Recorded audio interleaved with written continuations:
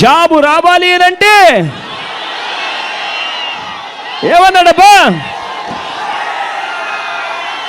Job రావాలి అని అంటే అన్నాడా లేదా? అన్నాడా లేదా అన్న? అన్నాడా లేదా అన్న? అన్నాడా లేదా అన్న? అన్నాడా లేదా అమ్మ? జాబు రావాలి అని అంటే బాబు రావాలి. ఇవాళ పరిస్థితి ఏమిటి అని అంటే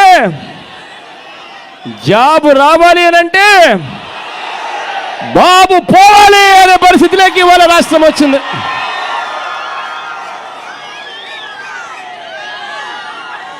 ఈ పెద్ద మనిషి ముఖ్యమంత్రి అయ్యే నాటికి అక్షరాల 1,42,000 ఉద్యోగాలు, గవర్నమెంట్ ఉద్యోగాలు ఖాళీగా ఉన్నాయని చెప్పి లెక్కలు తేల్చారు.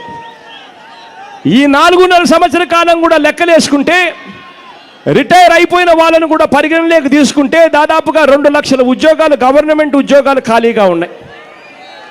అటువంటి 2 లక్షల ఉద్యోగాలు, గవర్నమెంట్ ఉద్యోగాలు ఖాళీగా ఉంటే, అక్షరాల 23,000 టీచర్ ఉద్యోగాలు ఖాళీగా ఉంటే, 23,000 ఉద్యోగాల టీచర్ ఉద్యోగాలను ఖాళీగా ఉన్నదాలను భర్తీ చేయాల్సింది పోయి 4.5 సంవత్సర కాలం ఈ పెద్ద మనిషి ఏం గాటలు కాస్తా ఉన్నాడు అని చెప్పి అడుగుతా ఉన్నాను మీ అందరి తరఫున.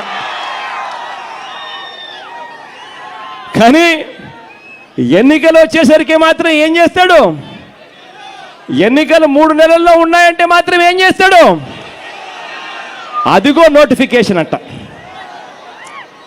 అదిగో నోటిఫికేషన్ అంట. అది ఎంత? 7,000 ఉద్యోగాలంట. పోనీ అదన్నా సక్రమంగా ఇస్తా ఉన్నాడంటే అది లేదు. వాళ్ళు పరీక్షకు ప్రిపేర్ కావాల్సిన సిలబస్ 10 రోజుల్లో మార్పు.